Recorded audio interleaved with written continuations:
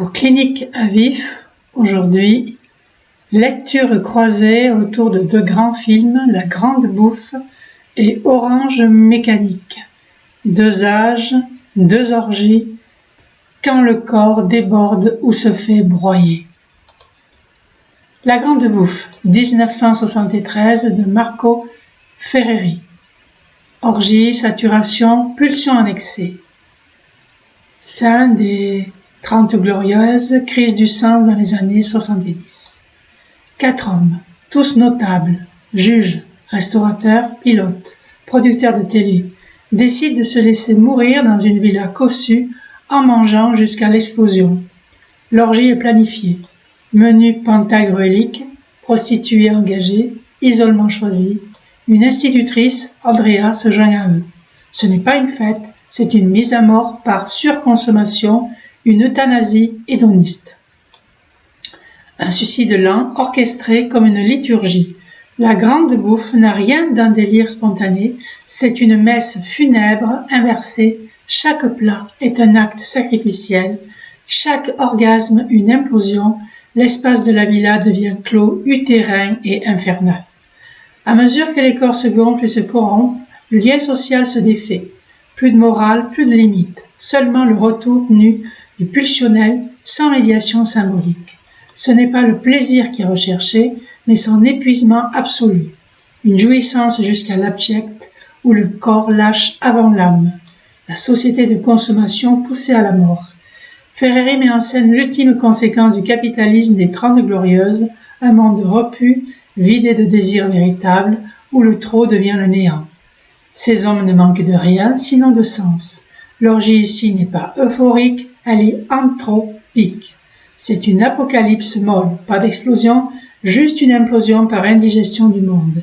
Les personnages s'empiffrent comme des civilisations s'écroulent par excès d'abondance.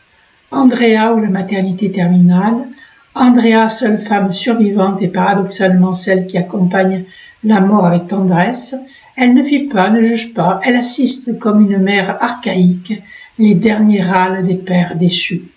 Son rôle est celui d'une figure d'après-coup, elle est la survivante, peut-être l'archiviste.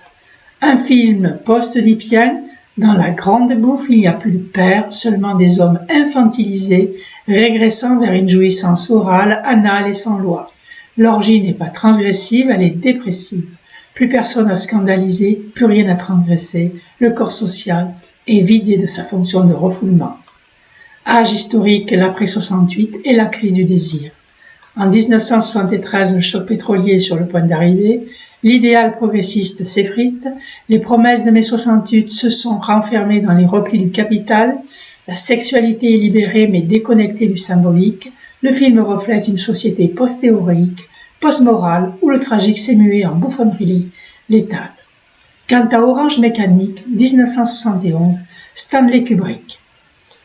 Un versant ultra-violent, contrôle et dénaturation du sujet. L'âge historique, fin des années 60, montée des États technocratiques et des dispositifs de conditionnement. Alex Delarge, adolescent charismatique et chef d'une bande de drogués, traverse la nuit en semant le chaos, viol, torture, agression gratuite. Arrêté, il accepte de devenir le cobaye d'un traitement expérimental, le protocole Ludovico, visant à éradiquer le désir de violence par un conditionnement aversif. Le libre arbitre disparaît, le mal devient impossible, mais à quel prix? La jouissance violente, une extase démoniaque. Chez Alex, la violence est esthétisée, mise en scène comme un ballet. Le viol devient opéra, le massacre chorégraphique. Il ne s'agit pas seulement de nuire, il s'agit de jouir et de transgresser. C'est une pulsion de vie pervertie, retournée contre le monde. Alex ne tue pas pour voler, il danse sa cruauté dans un monde où le bien est devenu morne. La pulsion n'est pas le problème, c'est son absence de cadre symbolique. Alex est un enfant d'un monde sans surmoi. L'État, comme bourreau du désir, le traitement Ludovico ne soigne rien, il neutralise la pulsion. On passe de l'animal féroce au chien dressé, mais Alex n'est pas guéri. Il est vidé de son humanité, il ne peut plus se défendre ni choisir. Le film est glaçant parce qu'il montre une violence d'État plus perverse que celle du sujet. L'orgie pulsionnelle cède ici la place à une castration technocratique, une pathologie du contrôle.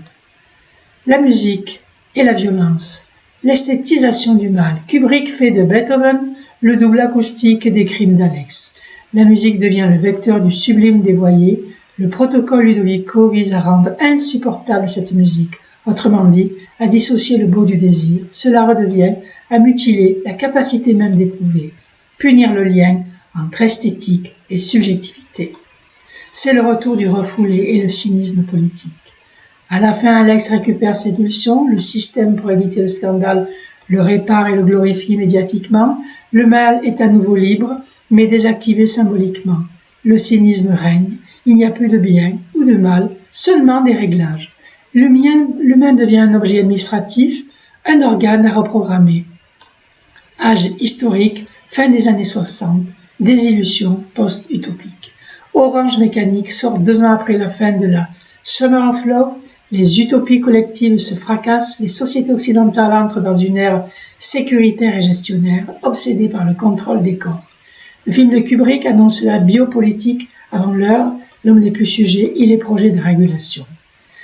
Et voilà maintenant la lecture croisée entre La Grande Bouffe et Orange Mécanique. 2 âges, 2 orgies, quand le corps déborde ou se fait broyer. Orgie alimentaire et sexuelle, orgie de violence. 2 époques, 2 symboles du même vide.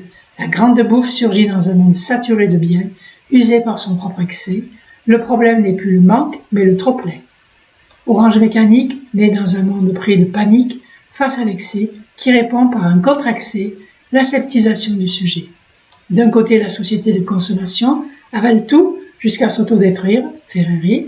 De l'autre, l'État tente de contenir la pulsion par des techniques de déni et de désir, Kubrick. Les 2 films parlent du dernier âge, de la subjectivité libre. La pulsion sans limite, la pulsion neutralisée. Ferreri montre ce qui se passe quand il n'y a plus de limite. L'orgie devient thanatophore, tue par excès de jouissance. Kubrick montre ce qui se passe quand la société veut supprimer le désir lui-même. Le sujet devient un objet fonctionnel, sans âme et sans défense.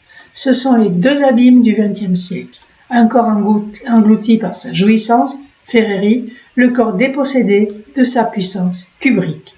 Une clinique des impasses modernes, La Grande Bouffe, la mélancolique, elle dit l'effondrement par l'intérieur, sans idéologie, sans révolution, des hommes résignés, infantilisés dont la jouissance ne libère rien. Orange Mécanique est paranoïaque, elle dit la montée d'un état cerveau qui veut dominer les comportements, programmer les âmes. Dans les 2 cas, la symbolisation échoue, il y a plus de tiers, plus de lois vivantes, ce sont des mondes post-oedipiens, sans père, ni révolte véritable. De maisons closes, la villa et l'institution. Chez Ferreri, une villa bourgeoise devient le lieu clos d'une composition festive. Chez Kubrick, la prison, puis la clinique deviennent les mécanismes de réinsertion à vide.